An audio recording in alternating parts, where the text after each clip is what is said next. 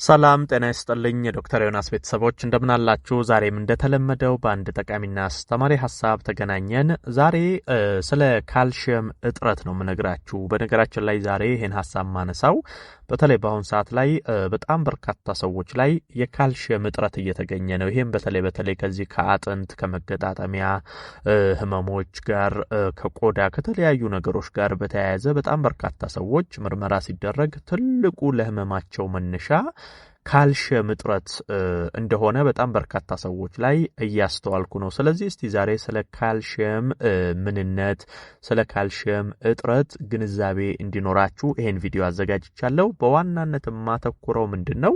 አንደኛ የካልሲየም እጥረት እንዳለባችሁ እንዴት ማወቅ ትችላላችሁ? ይሄ ሁላችሁም ራሳችሁን ቼክ ማድረግ አለባችሁ።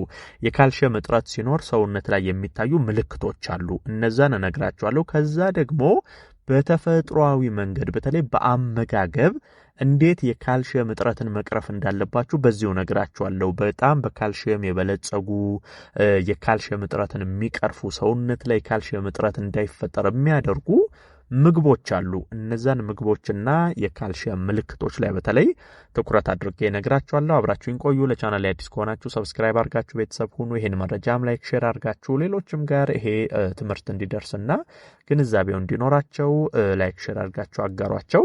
በቀጥታ ወደ ሐሳባችን እንግባ።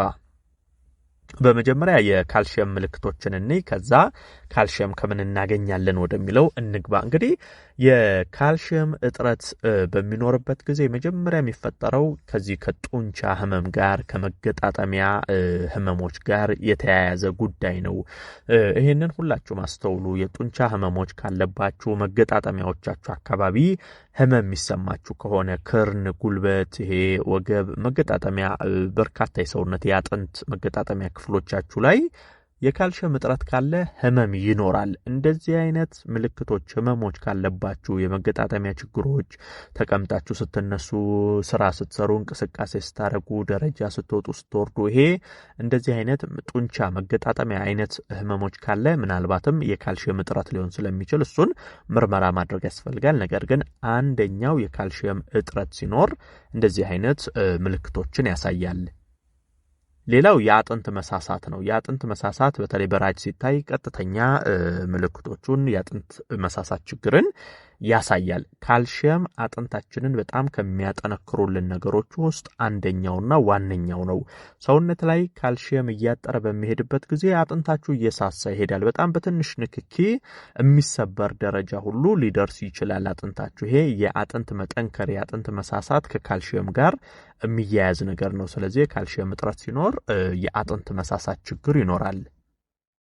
ሌላው ተደጋጋሚ የድካም ስሜት ነው። ይሄ እንግዲህ ሰውነታችሁ በጣም እየዛለ ይሄዳል። ይሄ የጡንቻ ችግሮች ይፈጥራል ብያቸዋለሁ። መገጣጠሚያ አጥንቶች ብያቸዋለሁ። እነዚህ ነገሮች ሲደማመሩ በኋላ ላይ ሰውነታችሁ በጣም የመድከም ስሜት፣ ይሄን ያለ አድካሚ ነገር ሳትሰሩ በጣም የመዛል የመድከም፣ ውሏችሁ ላይ ብርቱ ጠንካራ ሆናችሁ እንዳትውሉ ያደርጋችኋል። ይሄ ጡንቻዎቻችሁ ስለሚጎዱ ተያይዞ ከፍተኛ የድካም ስሜት ሰውነት ላይ ያመጣል።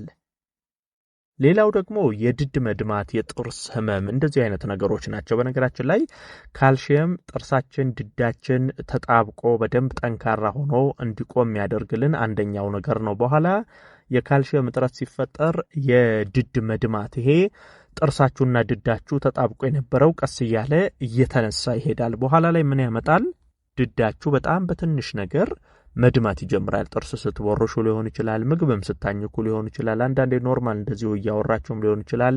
ድዳችሁ እየደማ ይሄዳል። የጥርስ ህመምም ይኖረዋል። በነገራችን ላይ ይሄ የድድ መድማቱ በራሱ በርካታ የጥርስ ችግሮች ያመጣል። መጥፎ ያፍጠረን ይፈጥርባችኋል። ለባክቴሪያ መራባት፣ የድድ መላላጡ መነሳቱ በራሱ ትልቅ ችግር ነው። የጥርስ ህመምም ተያይዞ ያመጣል። ስለዚህ ለነዚህ ሁሉ መነሻቸው ምንድነው? የካልሲየም እጥረት የሚያመጣባችሁ ችግር ነው ማለት ነው። ሌላኛው ደግሞ ዋነኛው ነገር የቆዳ ድርቀት ነው። ካልሲየም ቆዳችን ወዛም ለስላሳ እንዲሆን ከሚያደርጉ ነገሮች ውስጥ ይጠቀሳል። ታዲያ ካልሲየም ሰውነታችሁ ላይ እየቀነሰ እያጠረ በሚሄድበት ጊዜ ሰውነታችሁ ይሄ ቆዳችሁ በጣም ድርቅ ያለ የገረጣ ቆዳ ይሆናል። ወዙን እያጣ ይሄዳል። ተፈጥሯዊ ከለሩን ልስላሴውን እያጣ ይሄዳል። ድርቅ ያለ በትንሽ ነገር ይሄ የሚላላጥ ነጭ የሚሆን እንደዛ አይነት ይሆናል። ወዝ የሌለው የደረቀ ቆዳ እንዲሆንባችሁ ያደርጋል። ሌላኛው የሰውነት ማንቀጥቀጥ በተለይ የካልሽየም እጥረት እያደገ በሚሄድበት ጊዜ እነዚህ አሁን ቅድም ያልኳችሁ የጡንቻ ህመሙ እየባሰ እየዛለ ሲሄድ፣ ድካሙ እየተባባሰ ሲሄድ እነዚህ ነገሮች በኋላ የሰውነት ማንቀጥቀጥ ያመጣል። በጣም ሰውነታቸው አልፎ አልፎ የማንቀጥቀጥ አይነት ባህሪ ውስጥ የመግባት ነገሮችን ያመጣል። በነገራችን ላይ በተለይ የካልሽየም እጥረት ህፃናት ላይ በጣም ከፍተኛ የአጥንት ችግር ሊያመጣ ይችላል። ይሄን ማወቅ አለባችሁ። የካልሽየም እጥረት ገና አጥንታቸው ያላደገ ያልጠነከረ ህፃናት ላይ በሚፈጠርበት ጊዜ ይሄ መሰረታዊ የሆነ የአጥንት ችግር ያመጣል። የአጥንት መጣመሞች፣ በተለይ የአጥንት መሳሳቱ በጣም ህፃናቶቹ በጥንካሬ እንዳያድጉ በተለይ የዚህ የካልሽየም እጥረት ልጆች ላይ በሚሆንበት ጊዜ ጉዳቱ ከፍተኛ ነው የሚሆነው። ስለዚህ ልጆቻችሁንም በዚሁ ቼክ ማድረግ ያስፈልጋል። ምርመራዎችን ማድረግ ትችላላችሁ። እንደዚሁም ደግሞ ጡንቻዎችን ያመኛል፣ መገጣጠሚያዎችን ያመኛል እንዲህ የሚሏችሁ ከሆነ፣ ድዳቸው የሚደማ ከሆነ፣ የጥርስ ህመም በተደጋጋሚ የሚያስቸግራቸው ከሆነ እነዚህ ምልክቶች ልጆቻችሁ ላይ ራሱ የምታዩ ከሆነ የካልሽየም እጥረት ሊሆን ስለሚችል በጊዜ ምርመራ አድርጋችሁ አስፈላጊውን ነገር ብታደርጉ ጥሩ ነው። ህፃናት ላይ ችግሩ ጎልቶ ሊስተዋል ይችላል። እንግዲህ እነዚህ በተለይ አሁን የነገርኳችሁ የካልሽየም እጥረት ሲኖር ሰውነት ላይ የሚታዩ ምልክቶች ናቸው። ካልሽየምን በቀላሉ በአመጋገብ ማስተካከል ትችላላችሁ። ቀድሞም እንደዚህ አጥንታችሁ እስኪሳሳ እንደዚህ መገጣጠሚያ ህመም እስኪያመጣባችሁ ድረስ የካልሽየም እጥረት ሰውነት ላይ እንዲፈጠር ማድረግ የለባችሁም። እነዚህ አሁን የምነግራችሁን ምግቦች እየተመገባችሁ ሰውነታችሁን ከካልሽየም እጥረት መጠበቅ ትችላላችሁ። የመጀመሪያው የወተት ተዋጽኦ ናቸው። እንግዲህ ከፍተኛ ካልሽየም የምናገኝባቸው ወተት፣ እርጎ እነዚህ ነገሮች በተቻለ አቅም መውሰድ መቻል አለባችሁ። ወተት በደንብ መጠጣት በየጊዜው፣ እርጎዎችን መውሰድ፣ አይብ፣ የወተት ፕሮዳክቶችን በአጠቃላይ መጠቀም ከፍተኛ ካልሽየም ከምታገኙበት ነገር አንዱ ወተት ነው። ሌላው እንቁላል ላይም እንደዚሁ ካልሽየም ታገኛላችሁ። እንቁላል እየቀቀላችሁ በተለይ ብትመገቡ ከወተት ቀጥሎ ካልሽየምን ከእንቁላል ማግኘት እንችላለን። ከፍራፍሬዎች ደግሞ እንደነ ብርቱካን፣ ፓፓያ የዚህ የካልሽየም ይዘት እናገኝባቸዋለን። አሳ በተለይ ሳልመን አሳዎች እንደዚሁ ብትመገቡ መልካም ነው። ብሮኮሊ፣ ኦትስ ወይንም አጃ እዛም ውስጥ ከፍተኛ ካልሽየም እናገኛለን። በተለይ እነዚህ አሁን የጠቀስኳቸውን ምግቦች ብትመገቡ ለካልሽየም እጥረት ጥሩ ነው። ከዛ ባለፈ በነገራችን ላይ ካልሽየምን በሰፕሊመንት መልክም ይሄ በመድኃኒት በእንክብል መልክ መውሰድ ትችላላችሁ። እሱ በተለይ ሕክምና አድርጋችሁ ካልሽየማችሁ በጣም ዝቅተኛ ከሆነ ራሱ የሕክምና ባለሙያውም ሊያዝላችሁ ይችላል። ኖርማልም ሰፕሊመንቶችን እንደዚሁ ገዝታችሁ መጠቀም ትችላላችሁ። በሰፕሊመንት መልክ በራሱ ስለሚገኝ ካልሽየምን እንደ አማራጭ እሱንም መጠቀም ይቻላል።